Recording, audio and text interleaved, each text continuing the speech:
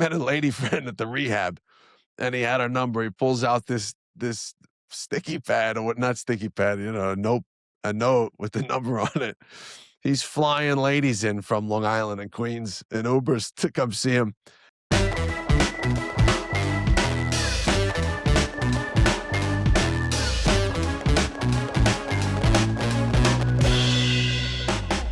Hey, welcome to the Fatherless Cheat Sheet. I'm your fatherless friend, Andrew, your host. As usual, welcome to the second part 2 of our 3-part parenting arc series. You could call it whatever you want, but here we are. And today, appropriately enough, this is the sandwich generation. They call it the sandwich generation. I like sandwich because honestly, who doesn't like a sandwich? It's not that kind of sandwich. Or the bridge generation I know quite a bit about, and a lot of you do as well. I am living in that generation right now where I have 2 very small children. I have my mom, thankfully, thank God, is still with us. And she is, well, I'm not going to give her age. I'll say she's still 36, as I remember her from when I was a kid, or the age that she told me she was when I was a kid. Shout out, Linda. And her birthday's actually coming up pretty soon. So happy birthday, Linda. We're going to have a nice dinner and some cake with the girls and the whole thing. It's a very, very complicated thing, generally speaking, to be a parent of small children, a child of older parents, or parents that are getting on in years. You don't know how else to say it because that's just what it is. And it could be taxing on all parties involved. We're going to get into that today a little bit. And I just wanted to mention this episode will come out on what is opening day of my beloved New York Mets, my often disappointing New York Mets, but it will come out that day. And it is appropriate that this will come out opening day because I shared so many great memories with both my grandpa over baseball, my uncle, who I'm going to talk about with baseball, my mom with baseball and the Mets and my teams and games. And now my girls, we have a great time. They went to their first Met game last year and they really enjoyed it. And it was really nice. And talk about a bridge. It really, well, you have to cross 17 bridges to get to Citi Field from where I am. That's a different conversation, but it really is a bridge to a connection with all of us. And whatever that thing is, I hope you can find it and have as much enjoyment for it as we do with baseball, as I've spoken about many times and we'll continue to do that. But anyway, let's get into it on the Fatherless Cheat Sheet. Check it out.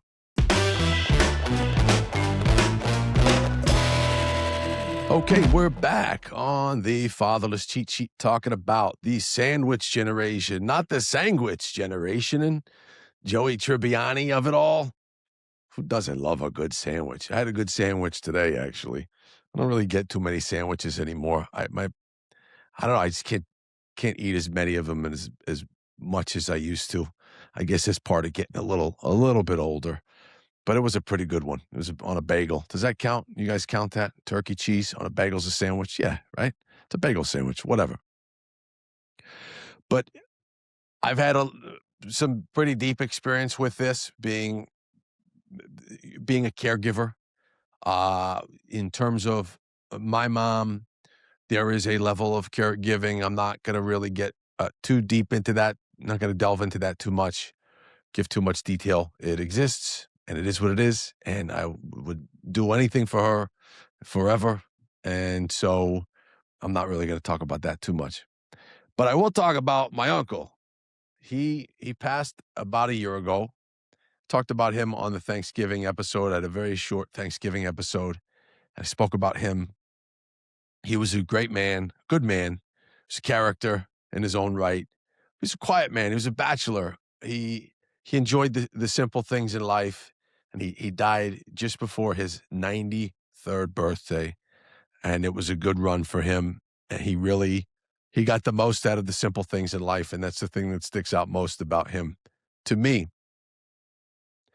And for I would say about 6 years, probably about a decade, gently, it wasn't as intense as the 6 years that I'm going to sort of talk to you about. But he had no other family. He never had kids.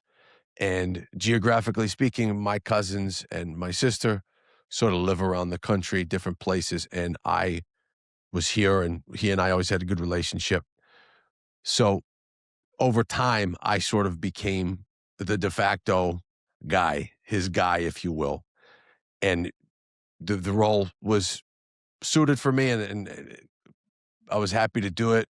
It was difficult at times. It was extremely inconvenient at times, if I'm being honest.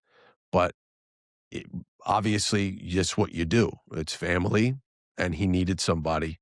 And so that's what I did. And it coincided with my firstborn being born. And it was sort of thrown into the fire with this topic I'm talking about, where his health started to really diminish, and we started to have to come up with a plan of care, a plan of sort of, they call it estate planning. He didn't have an estate. He had a co-op in Queens. If anybody's listening, don't ever get involved in a co-op if you can help it. For the love of God, don't do it. Do anything else. Now, in New York City and Queens, place like that, you may not have a choice. And so tread lightly and make sure you're nice to those people on the co-op board, because they won't help you. So it turned into this thing where it was a gradual. I started taking him to some appointments and this and that, and then he winds up in the hospital. I'm going back and forth to the hospital in Long Island from Jersey, and because he really had nobody else. He had a lady friend who was a friend of his, and won't get into the details of that. But it just kind of happens where you turn into the caregiver, because what are you supposed to do? You want to do it. Of course you want to do it, but it's challenging. It's, like I said, it can be inconvenient, but at the end of the day, you want to give care, dignity, resources to that person who you've known all your life and that needs help and is hard up. I'll sort of fast forward a little bit to when finally I got him to move to closer to me in Jersey, to a living community, like a retirement community. Boy, do I want to do my Tony Soprano accent. I won't. And I remember I was devastated to do it to him, but I had to put him in an Uber. He was in and out of rehab facilities in Queens. And when they finally were going to release him, I said, I can't, like, you need help. You need care. You can't live by yourself coming out of this facility, this rehab place, coming out of the hospital. But I couldn't get there. I couldn't pick him up. So I put him in an Uber, and I'm tracking this Uber. And then the Eagles landed. So I met him. My sister actually happened to be in town. We met him at the place. And the second he stepped out of that Uber, it's almost as if, like that movie Cocoon, or even better, Field of Dreams. You know when Doc Graham steps over well, that's backwards because he turns old. He stepped out of the car, and he might as well have done a jig, a dance, because this great place in New Jersey, it took such great care of him. The socialization, he had friends and good meals and care. It gave him, 4.5 more years of his life. And I was grateful to them for that. And he was close, and we sort of got into a pretty decent shorthand about his caretaking in terms of doctors and what he needed at the grocery store. He'd leave me these long, these long voicemails. I would just listen to the voicemails going up and down the aisles of Wegmans or Whole Foods or whatever, getting him groceries to drop it off, because he had like a little kitchenette in a living situation. And the thing that made me happiest about the whole thing, although, again, I'll say it over and over again, may he rest in peace, pal. I'd say it to your face. At times it was terribly inconvenient and really difficult. I had a newborn, and then she got a little bit older. Then I had my second daughter was born. So I had some stuff going on. And anyway, but you put that aside, because you say, no, this person, you're trying to give this person quality of life and dignity and what they need in the last stages. I thought it was the last stages for him, every couple of years, but he was a strong guy. He just kept rallying, going, and really enjoying his life. I remember when he passed in his he was in hospice, but hospice care, but he was in his facility. I was with him the day before, and I left. I was shaving to go back there that day, and then they told me that he passed. And you know, this was not a put on. The folks there were so devastated, and someone came up to me, and one of his old buddies at the place said he was my best friend. He started crying, so he really made an impact at the place and made some deep connections over that fairly short time. When you look at his life of 93 years, and you look at he was there for about 4, I mean, it's a pretty short clip, but it was a meaningful clip, and he was able to you get so much out of that. And f the thing that I know that I feel good about is that I did everything I could for him. I did everything I could for him. I have no regrets about how any of that went down, and any kind of frustration on my end or, time spent, it was worth it because I know that he got a great, great quality of life and the last great few years of his life to enjoy himself. And so, anyway, that was my pal. And I just want to tell one more quick funny story without going too long. When I was when he got settled into the community, to the living community, what do they call it? A retirement community, assisted living, assisted living. He kind of started asking me about the ins and outs of Uber because he took one. I said, "Yeah, what do you need to know? I'm right here. I could take you where you need to go. You want to go to lunch? We'll get you something to eat. Well, what do you want?" He goes, "No." He met a lady friend at the rehab, and he had her number. He pulls out this sticky pad or what? Not sticky pad, a note with the number on it. He's flying ladies in from Long Island and Queens in Ubers to come see him. She came to see him with her daughter at some point, and he told me about it. I was just howling because that was just so him. He didn't lose it for a second. 93 years old. He's bringing women in from rehabs he met. God bless him. And we should all enjoy our lives that much and till the very end. And anyway, so that was a little bit about that. But with all that, I learned a lot as well. I learned about even the medical care, and although the system is really at times really screwed up, there are really wonderful, caring people in the medical community who really deeply care about our older generation. And I learned a lot about sort of the logistics of these things, and as you get older, what you need to do, and when you're young, what you need to set up for yourself moving forward. So a lot of this stuff doesn't slip through the cracks, if you will. But that's another episode. And I think Nick, our great guest on money, Nick talked about a little bit about that. Maybe we'll have him on for sort of estate planning down the road. He does some of that stuff, but it also gives you, with all this stuff, heaping loads and tablespoons of perspective and patience and more empathy, bolsters the empathy, and it teaches you about yourself, and it teaches you how to manage those selfish feelings that we may have around this. And again, I'm not perfect. There were times, I'm just being honest with you, I was pissed off that I had to deal with this myself. I was really pissed off and at times desperate, at times sleep deprived, and I just wanted to be with my kids and put everything into them, but I just couldn't do that. So that's a great theme of this, is that there's such juxtaposition that you want to give everybody the attention they need. Frustration comes from that. And believe me, for this older generation, this is no picnic for them. They don't want this. They don't want to have help. You know, I'm one of the most stubborn people ever, ever. I don't even want to think about it if my girls ever have to help me with anything. I don't want that for them or their lives. I mean, I want to stick around long enough that I need it, but I don't I don't want that to happen. So it's a tough spot for everybody. And I just want to do a quick top five. Top five again. A quick top five about the things I sort of appreciate most about the older generation. And we'll do that first. I feel like our older generation at times is taken for granted, as older things are, as things with seasoning often are, and that's a real shame. But I just want to give this to the older generation real quick. Number 5, their authenticity, their grouchiness, and their gratitude. That's all number 5, because, I hedge. I can't make up my mind. What I mean by that is they're grouchy because they see how life for what it is, and they're uncomfortable.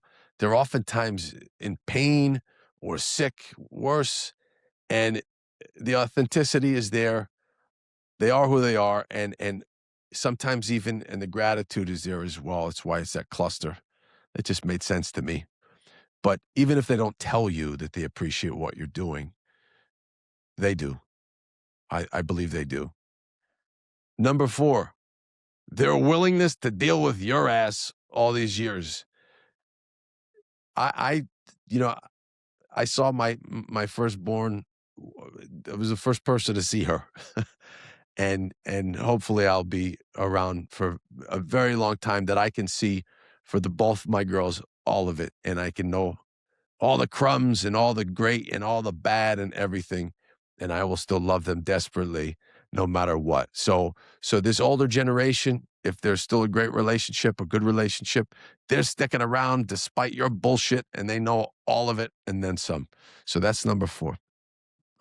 I gotta bring this computer closer. Their experience and willingness to share their knowledge. Life's greatest teacher is experience, and they have it in spades. And if you're willing to speak to them and listen, oftentimes they will tell you all about it. And I love that about older folks. Number 2, they don't give a shit. You know why? Because they don't have to. It's over. Not it's over. God, it sounds terrible. I don't mean that. They don't give a shit because all the stupid things, the masks we put on, that's over for them. They don't have to do that anymore. All of the facades and the games and the bullshit, it's done. They're done with it. So they don't give a shit. I love that. I love that. There's nothing better than that. And I think we could all learn to do that a little bit sooner in life, maybe. And number 1, they made it this far. Have you looked outside? Have you read the news? Oh, the shit show that goes on. How the hell?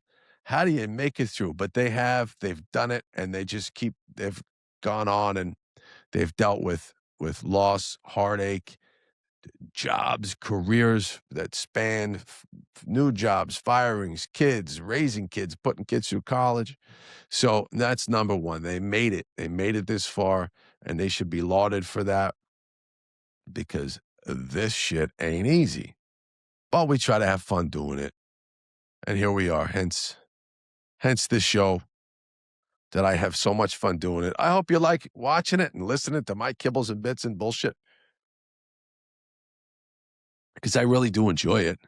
Now, the part of the biggest theme here is that Americans, we're having children older. My wife and I had children a little bit older in life, not that much older, but a little bit older. People are living older. So there you go. There's the bridge. Let's see.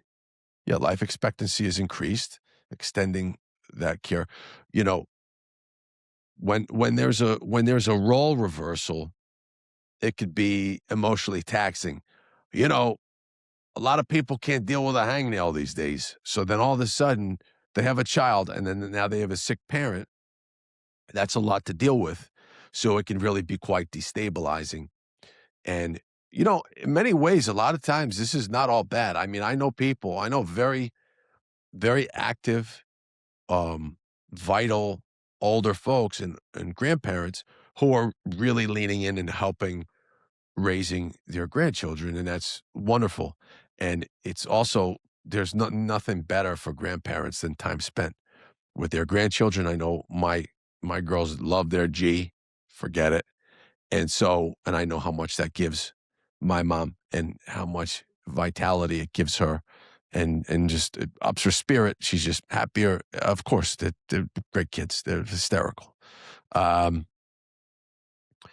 scarcity creates resentment. Marriage strain often increases in this phase. That can happen as well.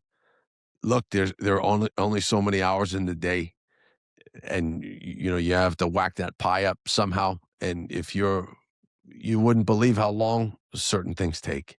Just takes a while to do certain things.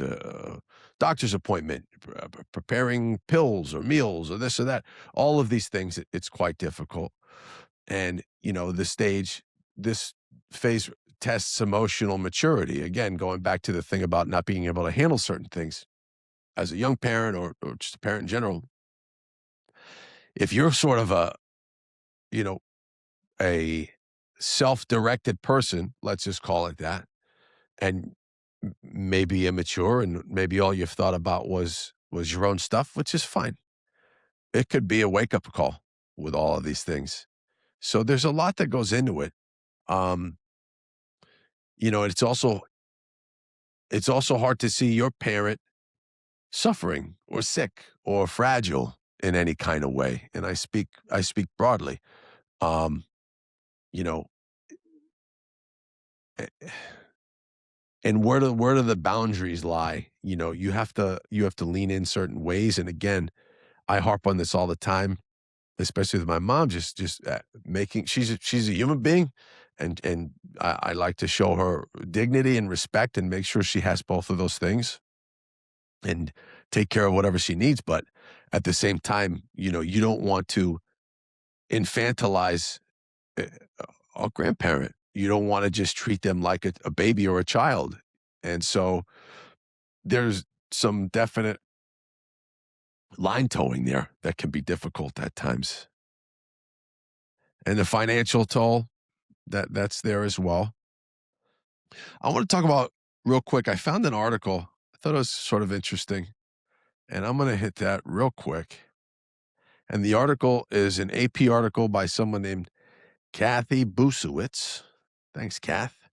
Um, 63 million Americans give care to an adult family member. Well, that was just staggering to me. 63 million. That's a lot of damn people. Uh, there's this is about employee caregiving benefits. And I'm not going to get too much in the weeds here, but many people have to quit their job in order to care for somebody. And that not only affects their income, but retirement benefits, loss of productivity for the employer who may have lost a great person. And, finding ways to support family caregivers is a huge employment issue right now. And to meet the demand, companies or organizations have started offering a variety of caregiving benefits, flexible schedule, helping them find resources, and determining how they can support them in the workplace. It's sort of weird because with this reading about this a little bit, it's things go back to where they start.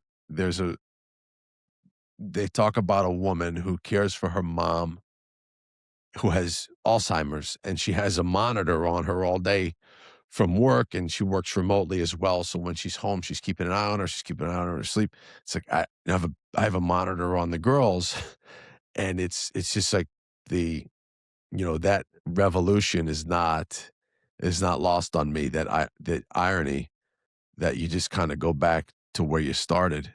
Um, the the wheelchair of it all and the baby stroller of it all. And it's sort of a sobering, sad thought to a degree. And then when you're sort of in the middle of those two things, I guess the metaphor could be you can't wheel a stroller and a wheelchair at the same time.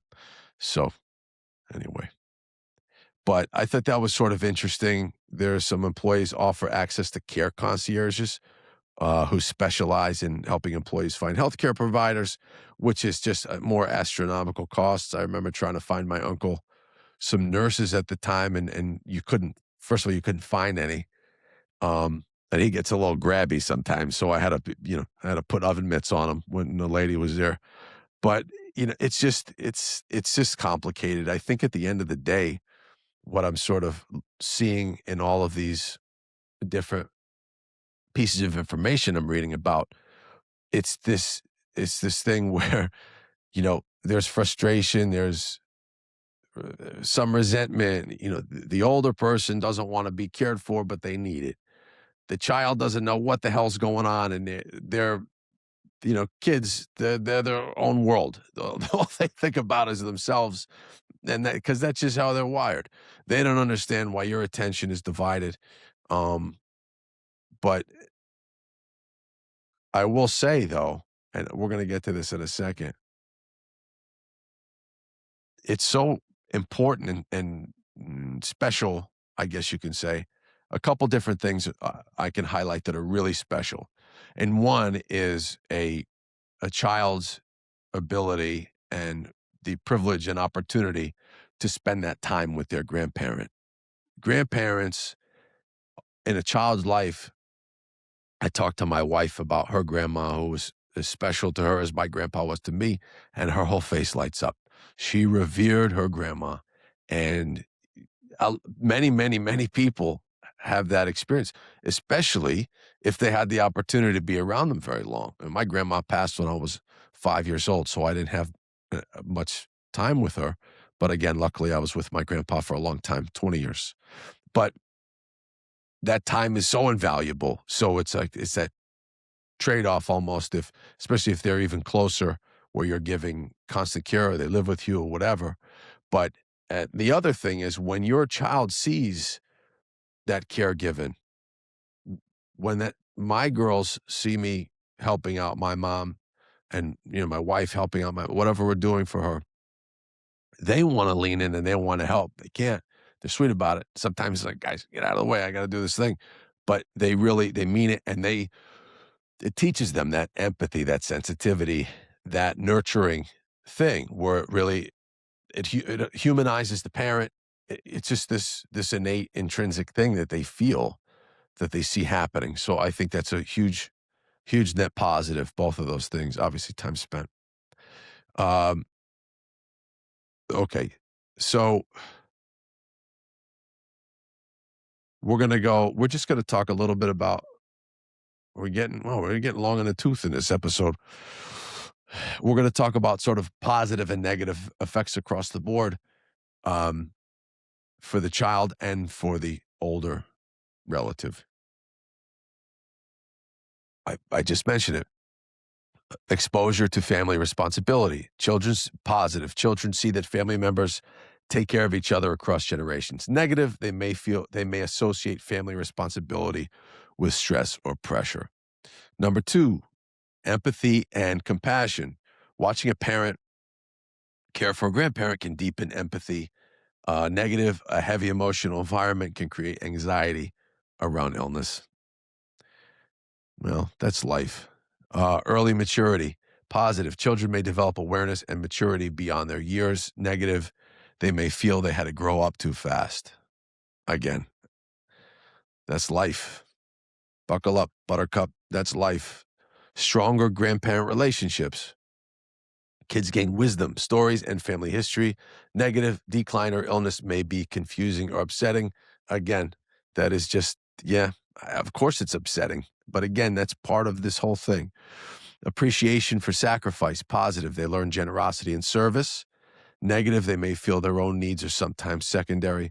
I think, yeah, I can see that. But, we could use a heaping tablespoon of that these days. And I don't mean to sound ancient. I'm not. I get it. But sometimes I think we're a self-driven society, boy. Awareness of life cycles. Children understand aging and family continuity. Negative. It may introduce fears about mortality early. I'm going to give you sort of a different angle on that. I don't know who they are. I'm not going to footnote it. I'm not an expert, but I've heard about societies of people who talk about death with regularity, and they are the happiest, most well-adjusted people because they have perspective. And I think that's important. I think you can't run from something like that. I think it's important to have those conversations and be absolutely sort of upfront about that. Household cooperation. Kids help more and develop responsibility. Negative, expectations may become burdensome. Well, I don't know. Emotional resilience. They learn coping skills through real experiences. I think going back to episode 1 of parenting, how do you make strong kids? Just living real life, trying not to shield kids from real stuff when it happens. Negative of that, household stress may create emotional fatigue. Understanding aging. Children develop respect for older generations. Great. Without negative, without explanation, illness or dementia may feel frightening. 10, sense of family legacy. Kids see themselves as part of a multi-generational story. Negative, they feel pressure to carry the same responsibilities later. I got to tell you, for the kids, a lot of the stuff is pretty thin. I don't know. A lot of the negatives are a little thin for me. So what? Aurora feels a little put out and she doesn't have all the attention that day. It's okay. It's okay. Mimi Marjorie needed to go to the doctor. I had to run her to CVS, Aurora. It's going to be just fine. We're going to take care of you. You'll go see Taylor Swift. Calm down. I think that for kids, unless it's a really tough, detrimental situation, I always leave that in there. I think for the kids, it's probably okay. It's not, look, much of this isn't ideal, even for the older person involved. Let's get to that right now. How the situation affects the older parent. Sense of being cared for, positive. Older parents feel supported and valued by their adult children. Lovely, returning all the solids from all the years spent. Negative, they feel guilt about being a burden. Yeah, that's a big one. I can see that. I can definitely see that. And again, go back to the dignity thing. Nobody wants to feel like they're putting somebody out or they feel like a burden. Nobody wants to feel that way. And unfortunately, a lot of times they don't have a choice. They don't have a choice. And it's just it's a difficult situation. Continued family connection. They remain closely connected to children and grandchildren. Of course, time well spent. Negative. They worry they are disrupting their child's family's life. Number 3, emotional security. No positive, knowing family is present and can bring comfort and stability. Negative, loss of independence may lead to frustration. For sure.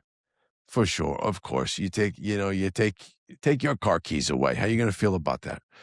So you have to try to put yourself in that person's shoes, and maybe, you know, Grandpa Charles is driving on the wrong side of the road and it's time, but it's still not easy to take his keys away. He's been doing that thing for a very long time, sometimes with a roadie. So let's see. Opportunity to pass down wisdom. Positive. Grandparents can share stories, traditions, lessons. Negative. They feel their advice is ignored or outdated. Well, I won't worry so much about the outdated. Sometimes, I guess. I don't know. Feeling needed. Being part of the household can give purpose and dignity. Yep. If illness limits them, negative, they feel useless or helpless. Yeah, it's all kind of around the same. Closer relationship with grandchildren, daily interaction deepens bonds. Negative, they may feel sad if their health prevents full engagement. That's a little thin. Of course, they're going to feel sad if they can't do everything, but you do what you can in the time given. 7, witnessing family continuity. Seeing grandchildren grow reinforces legacy and meaning. Negative, they may feel sadness about aging, nearing the end of life. Again, kind of thin.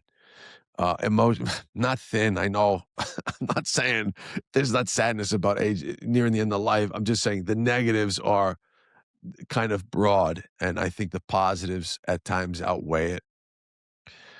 Emotional gratitude. Many experience deep gratitude toward their caregiving children. Oh, that's great. Negative, they worry their child is sacrificing too much. That's true. That could be true too. Shared household life, positive, being around family reduces loneliness. Big thing for older people, loneliness. It's a plague, and way too many older folks. I mean, even probably younger people at this point. Everybody's in a silo. Many people are, and it really affects your mental health, and then your physical health diminishes. But the negative of that one is lack of privacy or autonomy can be difficult. Yeah, absolutely. And then 10, legacy reflection.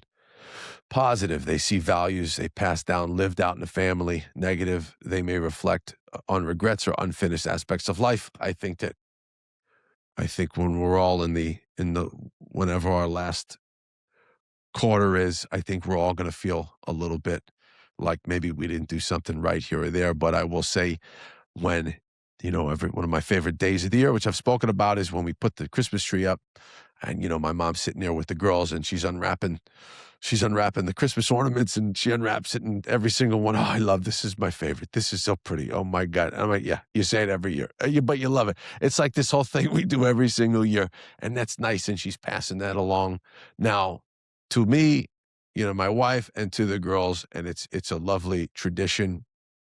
And I think a lot of this stuff, when you weigh it out on the scales of justice, a lot of this stuff, it's better to have than to have not. And so it's a real conundrum at times. And I think it's a positive that people are living later and older. People are having children later, and it just, like everything else, it has to be dealt with head on, with nuance, with sensitivity, with empathy, and, sometimes with a nice cold martini, because it can weigh on you as the person in the middle of the sandwich. And there were times where I felt like a double-decker or, triple stack club sandwich with well-done bacon. That's what my wife gets. But just a little perspective here. And again, I've said it before, and not to be precious, and never try to be precious. There's precious is covered out there. Experts are covered out there, and precious. This ain't the show for that. But if you have that old person in your life, and you owe them a phone call, or let them talk for a little bit longer. I don't know. I do believe in that. And I don't always live by what I say on the show. I try to do that. But anyway, I hope you enjoyed this episode of the Fatherless Cheat Sheet.